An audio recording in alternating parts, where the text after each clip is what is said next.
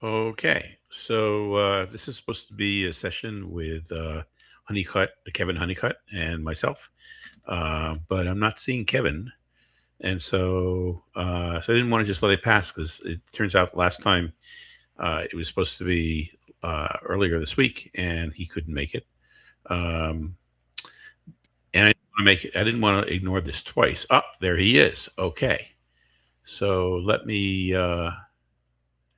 see if I can invite him in, and there he is. Okay. Yeah. Okay. So we are here. How's it going? Can you hear me? I can hear you. I can hear you fine. Good, Okay. good. I have some new glasses. I don't know that I've seen them before. No, these are new, my new funky glasses. Yeah. So this came out like you, Michelle, your wife, and I were having a conversation. You two were in the car, and we started talking about how there's like this education whiplash. Like one year we're on testing is the new big thing, and then it didn't work, and then the next year it's on one laptop per child, and then it didn't work, and then it's on No Child Left Behind, and then it didn't work, and then it's on, well, the current one is like AI. Like AI is going to change everything, and so it's just like we do this, and then it doesn't work, and and then we go in the opposite direction. Like, oh, we have to have more technology in schools, and then it's like, oh no, there's too much technology in schools. We have to stop kids from using technology. So, like, are you finding that still happens? Because you've just changed. You were in the classroom, and then you were all over the world talking on stages, and then you figured you'd go back in the classroom and try that again. Like, what are you seeing? I see a lot of the same thing. And I don't think it's always us. I think there's a gravitational pull that moves the needle whether we like it or not. I think in teaching, we're so busy teaching, we don't have time to be out there banging a drum and trying to move things in one direction or another. We're kind of up against it, just trying to get through the year with our kids. But there are vested interests. If a new technology comes out, the people who own that technology, who want to sell that technology or license that technology, if you look at the school market, that's a big market. That's a big base of customers to get. So they have a vested interest. So they're going to go and partner with all the different BOCES and different organizations that educators connect with. And it's a thing that's been going on for a long time, and it's not all bad. Sometimes we get things cheaper. Sometimes they leverage the numbers and get us things cheaper. But I think it lends itself toward a gravitational pull that makes us what's the word, makes us jump in with both feet really fast. Sometimes that's not a good thing, but buy-in can happen quick, and suddenly we're all doing it, by mandate, or every school's got to do this now, and hey, we're all going to do Google Classroom, and we're all going to, it can happen fast like a tsunami, and sometimes the outcomes aren't what we expected. A lot of times the outcomes aren't what we expected, and then suddenly you're like, okay, now we're going to do this, like you said. We get jerked back the other direction, and often I find, tell me if you agree with this, it's in the extreme. So it's like, we're all screens all the time, and then suddenly no screens, no Right. screens. And it's not everybody, but it's in some places.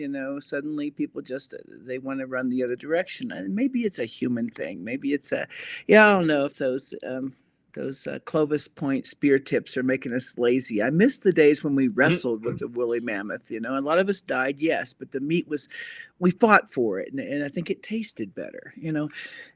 There's some of that. I get that, and I'm not against, the next wave. I think getting drowned by it is what I'm probably against. I'll stop talking for a minute.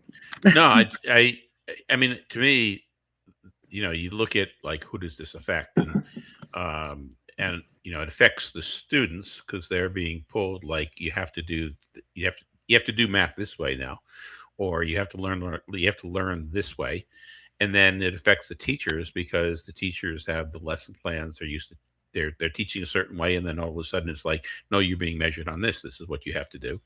And then it affects the school and district administrators who are sometimes making the decision, but they're not making the decision in a vacuum. They're making the decision based on certain pressures that they feel, and those are in education the prime people involved. And then, of course, you have the companies who are making the hardware or making the software or conducting the professional development. And I don't think most of them are out there to uh, pull the wool over anybody's eyes. I think a large number of them are doing this because they really think that it's going to work. But on the other hand, they're not sitting down either and talking to the teachers in advance before they come out with their products. Yeah.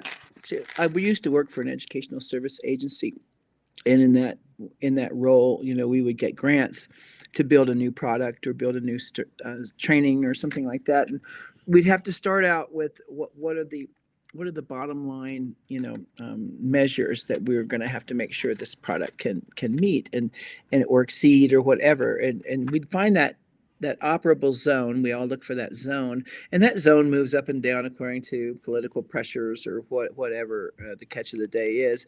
But we land in there and think, okay, as long as we can do well within that zone, we're doing great. We're doing a service. So I kind of get the whole ecosystem of this thing. What I'm tired of, and I think right now, I think it's exacerbated by the way, laptops for every kid and all these things. They came along and they had, you know, what's the word? They had some gravitas. They had some size, some oomph, some flair, some impact.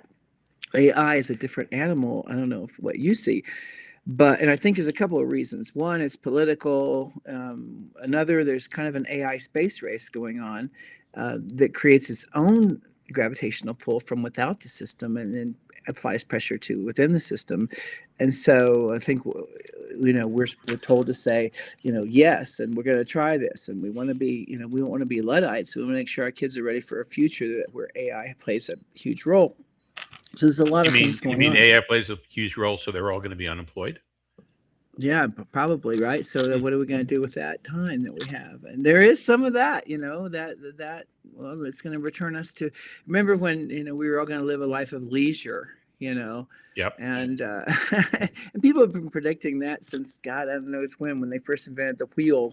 People probably grunted something to that effect that we're all going to be sitting around just kind of eating rainbow stew, and then the industrial revolution comes along and machines are going to do it. We'll have automatons and they'll do all that work for us, and to some extent some of those things occurred, but there's always been a role, I think, for the creative person or the one who fixes things or the one who it's going to be really hard for in the short term for an AI robot to come out, look at your air conditioning system, diagnose it, go back to the truck, order the parts, go get the parts or have them delivered, install the parts. There's still going to be some non fungible sort of jobs out there, but it's not like we're all going to have those kind of jobs. It just hasn't shaken out yet, and I think what sits there in the vacuum of that fear is this intense, what's the word, pressure to make sure we're in the right place and our kids are in the right place. But when you go to ISTE and see that 80% of the sessions are about AI, 80% of the sessions are about AI. That's a big bunch. And when you think of all the other things we could be doing too, like kids becoming entrepreneurial, kids having different kinds of literacies that might matter alongside the AI driven jobs and careers and data centers and all that stuff. It feels like the whole mall is dedicated to one thing, and there's a tiny little shop in the corner where you might buy a broom, and that's for the arts. I mean, I'm worried about what's left. What's the other Hmm. 20%? Part of it should be going out and talk to you some about this. Where are the conversations that are coming from the districts where they've been told no more iPads, no more laptops? We're going to go back to reading and writing and the fundamentals, which we've heard a lot of times. But really, honestly, they got to go back to those places. So, what are we going to do in those places? And how do you advocate for what I say is a tradigital education? Tradigital education. And what I'm saying there is a balanced education. A lot of my lessons start on a screen, and then the lid shuts, and we get out tools and we build a spacecraft, then the lid opens, and then we look at ways to extend what we've built and add robotics and circuitry and STEM and STEAM pieces. Then we close the screen again, and so it's not open the whole time, not driving everything we do. One of the things I like to do, I get to the end of a unit like fashion design where the kids have drawn on my, my draw tables, and this room is interesting, Mitch, because I've got, if you look around, I've got a potter's wheel over here, and I'm getting another one coming in. So right near the potter's wheel, when I say tradigital, there'll be a potter's wheel here. There'll be two of these. I'll make this a little bit higher. We'll be using Mm. clay, and they'll be touching that stuff like they making clay things like they did in Mesopotamia or, Egypt. And then the same week they might be doing 3D design and 3D print. And the continuum from that to that I find interesting because everything in between is a lot of stuff. And I want to talk about how do we apply creativity in all those places. How do we And I do think that? what one of the things that you're touching on is something that uh, that's surfaced a lot over the last month, which is productive discomfort or productive effort, which we've been trying to avoid discomfort. Um, we've been trying to avoid effort. AI was a way of not having to work hard, right? But that we find that learning takes place when you do have that productive effort, right? Hmm. Hmm. Yeah. And and that's what you're touching when you're saying they're going from clay to 3D printing to open the laptop and do something to closing the laptop and building something with cardboard. I want to see how malleable my learners can be. I can't predict the absolute future and get them ready for a perfectly aligned, learning experience that ends them right. What I can do is teach them a skill set, a MacGyver type skill set, where they have skills in lots of places, and wherever they land, they're going to land on their feet. That's something I feel like I can do. And I think a person with the wisdom of age, and there's some miles on these chassis, yours and mine. But one thing I was getting to with the fashion design, I've been doing fashion design with kids since 91. And kids would draw back then. We would draw the human form, then we would draw clothes on there, then we'd make a catalog. Kids would work and vie for the cover of the catalog, and we'd have a big fashion show, and kids would make clothes and walk down a runway, and it was really cool, aligned to life back then. And now what it looks like is we design the clothes, get them all the way done. The kids talk about what they've done. They learn about the industry. We talk about that career pathway. And then at the very end, right in front of the whole class, I take one picture into ChatGPT at a time and say, take this girl's dress, put it on a model on a runway with an audience, and we watch that happen. And it takes the breath out of the room. The kids are Mm, like, I'll bet. I'll bet. and here's the cool part. It doesn't pretty them up. I mean, some teachers do that. We pretty stuff up before we put it because we want our classroom to be Pinterest perfect. And we try to improve upon authentic student work. This didn't do that. This didn't make it better than it was. It did put it on a model and it looked legit. And what I'm calling that is the AI finish line. So Right. we get to the finish line, then we look into the future and we say, this what might be what it looks like if you were the designer and your clothes were, in New York's Fashion Week. And they just, man, they think big thoughts. And so what I've given them is a look down the road, and I've used AI as a co-pilot, used it as a partner, but not as the director, not as the teacher. I've been talking about this, that I think as educators, AI should be a student teacher. Think about it. A really smart person that has a whole lot of basic stuff and can do a lot, but doesn't have any classroom experience at all yet. No human experience. So what we got to do is we got to treat it like a student teacher and say, I need you. And by the way, we have our student teachers do a lot of grunt work, a lot of that work that they need to pay their dues and build some lesson plans and build some rubrics and do some of that sweat stuff that I'm doing in the classroom right now, getting things set up for the year. And that's okay. But when you've got it building, front facing, people facing, parent facing, student facing work, I think it's important that we're partners with it. In the old days, if you brought a movie to school, you had to say, sign off on, you watched it all at home and you know there's nothing in it kids shouldn't see. So when we get to that point where we totally trust the AI to build the lesson plan, to build the thing the kids and parents are going to touch, I think we better look at it and find out how it came out. How did our prompt do? I think there should be a lot more breakout sessions on the art of prompts, the art of prompts and getting good at that. I feel like we never were taught the art of Googling, and we got bad stuff because we didn't ask the question right. And so, still working with algorithms, but I'm not sure we're focused on that very important beginning step of what do you want? Because isn't that important? Isn't that metacognition to think about what you want? You know. Anyway, I've rambled on. Yeah, I mean, as you're talking, I mean, there's so many thoughts. One was how you're bringing the kids up to be able to survive or thrive in many conditions, not to be experts in any one thing, which is really what being human is all about, Right. um, and gives them a foundation where they can move in, no matter what happens. So that's like a key thing to me. Another thing you brought up was pressure, the pressure of the teacher to conform, or the pressure of the kids to get a grade. And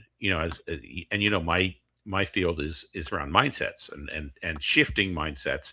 And as soon as you start talking about pressure, or as soon as you start feeling pressure, you're losing your ability to be resourceful.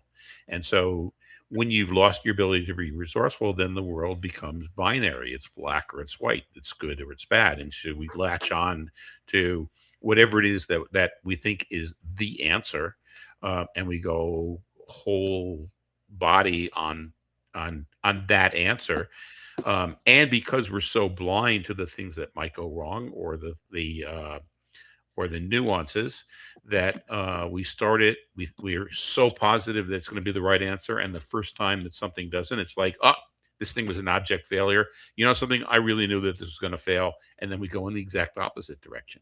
So those were some of the thoughts that I was thinking as you were talking Mm-hmm. about how you're preparing kids to be flexible, resourceful, think on their feet, the basic knowledge that they need, and also the more general ability to, for metacognition is like, well, what do I really want?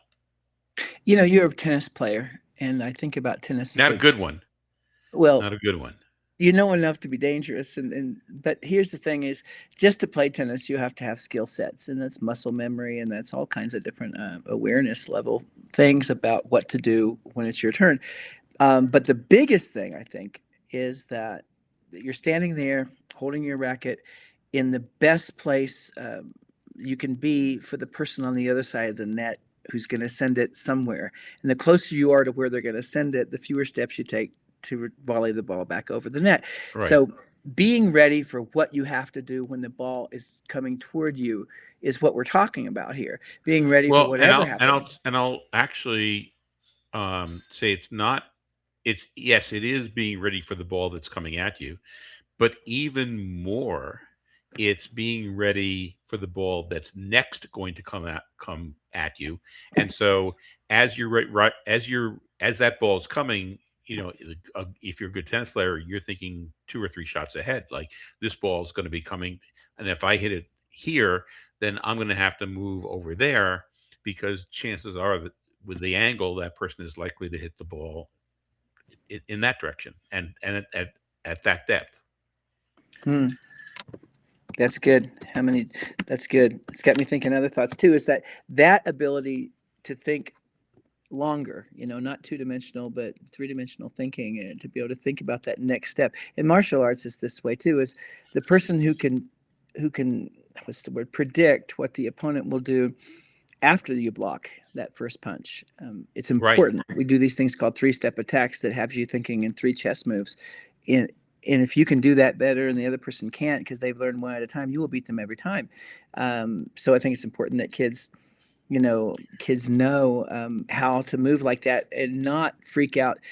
Let me give you a historical reference here. Well, and I'm I just going think, to go back to your tennis, okay? Because yeah, yeah. because because the tennis thing is like, even if you could think 3 shots ahead, if you don't have the skills to get the ball over the damn net 3 times in a row, thinking three Right. shots ahead isn't going to get you anywhere, Right. So right? that's right. So first you need to know the foundations of the game, and then second you have to be able to study and quickly apply what you've learned to your opponent. And that makes all of the difference. How old are they? How tired are they? What time of the day? Which match are you? The third match of the day? Are they out of steam? Or are they top of their game and they're going to kill you on first serves aces and all of that stuff? And you know when you're outmatched and you think, God, it's going to be a long day or maybe a short day, depending. Mhm. But a lot has to do with what's on the other side. And that's what I think is important is that if we only see one thing coming and we get kids ready for that one thing, I think what's important it used to be that we specialized, we learned one skill and then it got where it Well, like changed so quick. coding, okay, 3 Yeah. years ago, weren't we preparing all kids because everybody was gonna have to be a coder? Yeah. Yeah. And so now I think the specialization has to be non-specialization. Uh, it has to be the ability to use any blade on the Swiss Army knife and even invent a new blade on the spot if you had to. I love that way of thinking. I don't have a choice. That's how my brain is.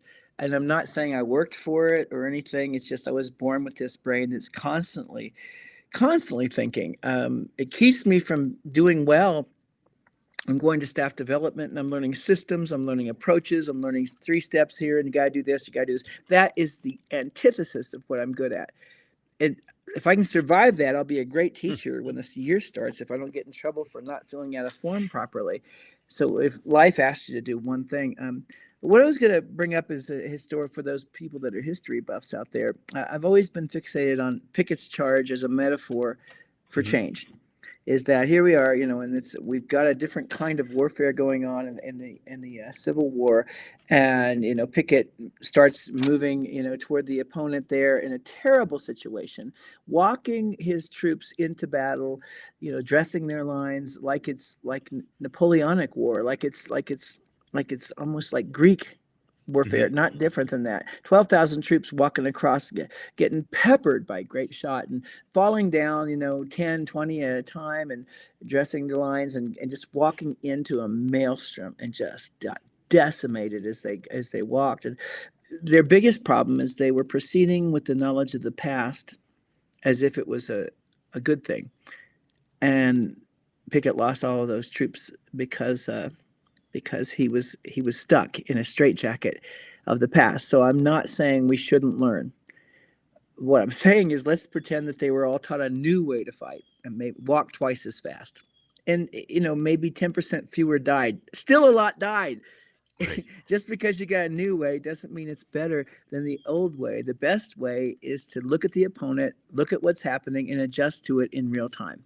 Well, I think the just do it in real time. I think the issue, like so in Pickett's charge, which was during the Battle of Gettysburg, right? Uh-huh. Yeah. Um, and during that charge, as you say, that his forces were absolutely decimated.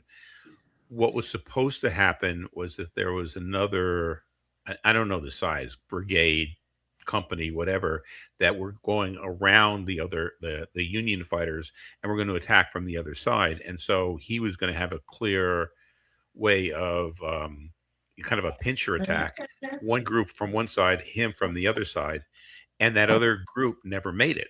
And so in imperfect information, and then the inability to react, it's like, oh my gosh, we're sustaining all this extra fire, maybe that other group didn't make it, maybe we need to change our strategy. They weren't able to change. Right. Right. And not that I'm in favor of Pickett, because he was on the Confederate, Right. so Right. so that's one of the big reasons why the Union Army was succeeded in Gettysburg, is we were able to stop that. Well, they say, Shelby Foote is one of my favorite historians, and I read his stuff. I just love the way he brings history to life. And he talks about this, and that's what kind of got it to my brain is that, Pickett never forgave Lee, and Lee said, it was my fault. I'm sorry. He fell on his sword, and he knew it was a lost cause. Not just that, but just a waste of human life. And Right. but I can't help but see parallels with the Revolutionary War and the way the British redcoats were walking in straight lines, looking very very professional, while these colonial soldiers were shooting soldiers. I'm saying roughly shooting with squirrel guns from tree lines. It must have looked like Hmm. being in the rainforest, being Right. attacked by animals, and they probably they scoffed, but while they died, by the way. So there's something to being pliable and ready to adapt and not being married to history. There's something to that. But whenever I see an all in moment, it scares me because we were all Right. in with the Titanic. We were all in with hubris that we couldn't sink that ship and that nothing could sink it. And so the lesson of history is that whenever we're all in and we cross a hubris line, and I see a lot of that, accidental or whatever. I don't think anyone means to do anything, but I think that we have to go back and find a little bit of that pendulum and pull it back towards center. I think it behooves us in education not to ride that. If you think of a clock, ride that pendulum. That's what's causing the whiplash that we talk about. Is when you were riding it and the wind's blowing through our hair or what's left of our hair, and we're thinking, God, I've taken this ride so many times. And you get to be an older teacher, and they're bringing the new thing, and you're thinking, oh God, here's the new pendulum swing. The next new It, thing. How and we long is get this going to last? Right. and we don't mean to, but we get cynical because we've how many cycles of pendulum swing have we seen? Just once, if we'd land in the middle and look, consider both sides, both extremes of the swing. Go ahead, apply any of those, but bring them back to the middle where we apply them. So we have to call the middle something. Common sense. If we call it pliability, flexibility, adaptability, build your whole theme of your school around that notion.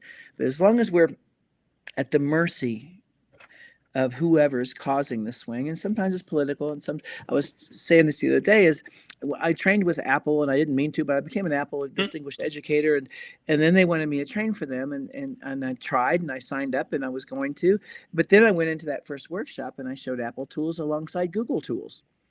Oh my God. Right. They did not like And that. you were Right. no, no. So I was warned not to do it again, so I did it again because that's me. Because I'm all about giving them the tool they need, not the one that I'm not going to be a shill. They don't pay me for that. No way. So I Well, found they is that felt that they were paying you for that. yeah, I got Right. a shirt, maybe a hat, but I don't want to be that. So when Right. corporate interests own the whole school, you'll see it sticks over here and it stays over here as long as it needs to, and Google's got it over here, and so I think what we got to do is be agnostic from platform standpoint. So I'll tell you the fear that I have as you're talking about being in the middle is that another word for middle is mediocre. So how do you be in the middle and not mediocre? If I told you to stand on your side of the tennis court, in the middle, so you're ready to get to either side. If you're standing on the right side and someone hits it on the left side, good luck. Middle's not such a bad place to be. It depends on what you're doing in the middle. If you're aware, astute, and ready, and you've been taught what to do, you're fine in the middle. In fact, that's the best place to be. Um, we talk in martial arts about the way you stand.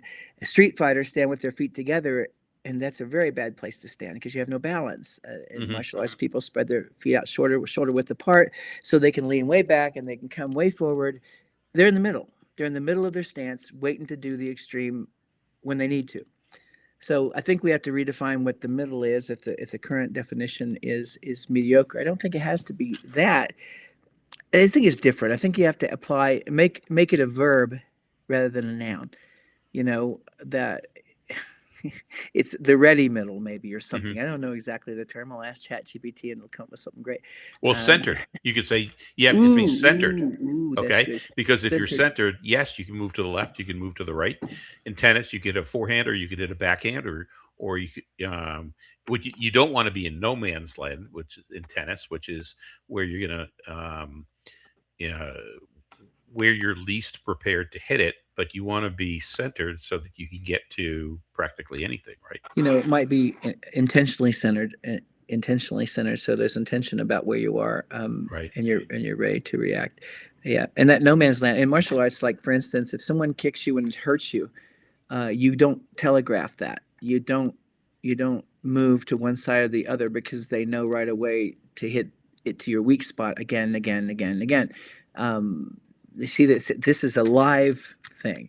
You got to be aware and alive, ready. And Right. these kids are going to be out there in the job, in the workforce. Things are going to come along, and suddenly their whole industry. We're dealing with that right now, Yep. exactly now with all this AI stuff coming along. And I think sitting around worrying is not a reaction. It's a sad sort of place to be, but I think the reaction has to be, okay, I see it. I'm studying it. I watched some of the men go down and pick his charge. I think if Mhm. I'm going to do it, I'm going to walk on my belly. I'm going to do the belly crawl and shoot with my rifle and try to survive this thing. I think. So, so again, I'm going to come back to because we're hitting the middle of the hour, and you know we have students, we have teachers, and we have administrators. And so let's start from an administrative point of view. You have this really need that you can't be left behind in your school or your district. You're feeling the pressure to do the latest thing. How do you stay centered as an administrator? Yeah. My metaphor is high beams and low beams. So as they're driving their car, and I think it's important for them to know how to talk about what's in the high beams. So around the corner, a mile and a half up the road, there's 10 mule deer. There's a good chance by the time we get there, they're still going to be there. We're going to start braking pretty soon, but for right now, what's in the low beams, it's what we're going to focus on. But it's my So you job. don't have to slam the brakes. We don't have to throw everyone. We, Yeah, we should take our foot off the accelerator a little bit. a little bit. And so our job is to see a little farther down the road, but not scare everyone, but give them a buffer of our preparedness and our research. And also teach the kids how to do this. Don't just take care Right. of them and let them graduate and wonder how it all worked. Why did it go so well? Here's what you do. As a hunter, here's what you do. A hunter gatherer, here's the strategy. So, like you said, in 3 moves, right? You think the next move, that's Yep. exactly what I'm talking about. What is the next move? Well, you don't have to be Nostradamus to see some of how Mm. this is going to play out. People are looking at different ways to do data centers. You were talking about, the space bound centers where certain rules don't apply, and there's different temperatures and there's different things you can do. Yes, it would cost a lot up front. But right now everyone's married to these land based ones that require all these things that cause political disruption, and it's a mess right now because everyone's running. Yep. It's almost like a big sale at Christmas, and everyone tramples each other to get one more Cabbage Patch Doll. Does anyone remember that? Yeah. Um, right. So that's Okay. So I. let's go back. Let's go to teachers then. Okay. So for the administrators, it's keep your eye on the long term and on the short term. You're preparing for the long term, but you're not reacting to it, and you're preparing for the short term by allowing for some productive discomfort and not changing direction Mhm. too quickly. From the teachers, okay, you actually see this technology, and maybe you went to ISTE, or maybe you went to your local tech place, or maybe you're anti-tech, but you see like the one way to do something, and or something brand new, and you're getting a lot of pressure from districts to move in a particular direction and teach in a certain style, and then the next year in a completely different style. You're going in September or August or September as a teacher. Like, how do you cope with this whiplash? Yeah, I continue to focus on a continuum. So if I'm a driver's ed teacher, I want the kids to know how to apply the brakes in a way that protects everyone in the car but doesn't cause the wreck. I also want them to know how to drive when things aren't and how to be aware of your surroundings so you can react. If I can teach them the right skill sets, whatever the administrator says is coming or the district leadership says, my kids will be ready. My kids will be ready to do well on those tests because we're going to prepare for them, but not exclusively that. Hmm. Again, that would be the problem of teaching one skill to the exclusion of all others. No, I'm going to try to keep them in the middle and let them show how fast they can try to do a new thing without fear. They can jump in So as a and teacher, you're introducing a certain amount of variety. You're coming up with what you feel is right for the kids, and you're doing right by the kids. And yes, you're responding to the pressure of the district and the school to a certain extent, but you're not going necessarily completely changing everything to just do that one thing. yeah, absolutely not, and intentionally throwing a wrinkle in there from time to time just to make sure that my kids are ready. I just want them to think, man, yeah, I feel okay with this. A lot of stuff that from the mind shifting books has really stuck with me too. The I heard application. those books were horrible. What are you talking about? They are no, they are good, and we've had such good reaction from the people who've done the training. Is it's done a lot for their profession and a lot for their daily lives, and the work we do with kids on getting out of their mammalian brain, getting out of their lizard brain, and getting up to the prefrontal cortex where they can actually do some great things and play the game well and win in whatever case if they can get past the fear that locks us in, to just doing what we're used to doing. Hmm. I think about that a lot, and so every time we've done the training online, it has made me a better teacher because I come back to this, still back at that place where I'm working on helping kids regulate those fears and helping them be comfortable, not only comfortable but kind of insatiable about being open to learning new things. Right. You And know, then if you're and a parent, and then if you're a parent, so on the one hand, you hear all this like, well, the kids have to learn AI, so we should be doing a lot of stuff with AI in the school. On the other hand, so you may be reacting and thinking, geez, we should be pushing more AI, or you could be reacting and thinking, wow, AI is ruining the kids' ability to think, so we have to ban AI, or we should be using technology, or we should be banning technology. As a parent, what should you be doing in confronting or handling this whiplash? our Spe- parents, the parents of our school, they really love conversation. They want to be involved in decision making. They want to be a part of it, and I want that. I love that. I love that idea.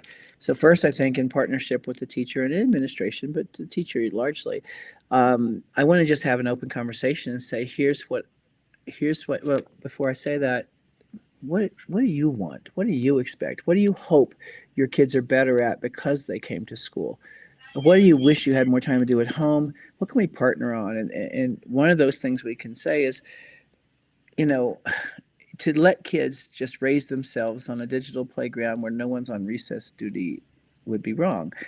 So to just give them an AI helper or just turn on the assistant, the Gemini assistant in Google Classroom without telling anyone you're going to do it, scares me a bit. I think that a bit. yeah. So if we abdicate our role and say, okay, parents, you're on your own, and we don't even have a conversation about what they might do based on the information we've been given in staff development, we need to help parents. So if they might say, okay, I need to lean on you guys. Can we partner on this? I know you're doing some AI. Can we talk about things we can do? Like right now, I want to start some parent boot camps here at school and meet after school on a certain day and talk about AI possibilities. Not scare everyone. That's not the idea. But here's some possibilities. And along with that training comes there are going to be some times when you're going to have to particularly keep close to that, Hmm. that your opponent is going to put that ball right on the line and he's good at it. And he's going to get that point every time. And so we're going to move your kid a little bit further to the right when they face that opponent and just teach them that to don't marry one way, but marry the fun of being ready to be that Yep. intentionally centered learner who digs pulling it out even though it was hard, you Hmm. know, That and there's your hoping. productive discomfort again, right? Yes, I want parents to want that, but how can they want it? I always say people support what they've learned to want, and so we kind of got to teach them. Hmm. Why would they want this? Because right now I'm not sure they know what to want. It's a Right. confusing world of information coming at them from every angle, and so again, back to that conversation that we're talking to parents and asking them what it is they want their kid to be able to do. Not what do we want us to do to their kid, but what is it you want your kid to be able to do Right. because they were in That's a great school, and question. let me work at this. Yep. That's what I want to do. So I'm looking at the time, and I know you have to prepare for your son's trip to Montreal. And so maybe just a quick like, what do you want to leave people with? I would say as the school year is starting, the educators, I want them to take a deep breath and give yourself some grace and just think about that work of keeping kids intentionally centered so that they can react and finding a calm place where we can see far enough, down the road that we know how to react. They're proud of their ability to react successfully and yes unsuccessfully and learn from it and react better next time. That continuum of learning and reacting and doing and autopsying failure and making it better next time, to be comfortable with that. So make a place for failure to happen and a place for learning on that failure to happen, and also just celebrating success and celebrating when they win a match, and set yourself up, show them when you've lost and why. Right. Be that person who, you always do that and say I'm Mhm. not so good. You always lead with I'm not so good, which is really smart, because then when you're better than people expect, you win at least the first match. And so Right. you're pretty smart, but you're also just a humble guy that just makes it really easy to Mhm. talk. I appreciate that. Every Well, thank conversation you. we have always feels like time well spent. So it sounds like if people basically, with the adults in the room, if we can remain centered and curious, not tied to any one thing, but taking things as they come, knowing that if we are centered and curious, we have access to our resourcefulness, and we're just going to figure it out. And Ooh, we have that's how we move access. forward, I right? love, I love what you said there. Ooh, be Um, curious. yeah, be Mhm. yourself, be honest. All these little posters here, but that Yeah, exact thing, we have access to those parts, the sage brain you talk about in your books. right. I want. To, I don't think there's an age limit to that. I think that a kindergartner can access their sage brain and be prescient and remarkable. I think kindergartners actually have better access to their sage brains than most adults. So Yeah, they've there not. we go. Yep, They're they've not curious built barriers yet. and they're always learning, right? So, so thanks, Kevin. Thanks for the conversation. It was fun, Yeah, it was always. fun. Okay, I hope everybody, people watching, enjoyed this also. And Kevin, we'll talk soon. Let's do it again. Yeah, we'll see Okay. you.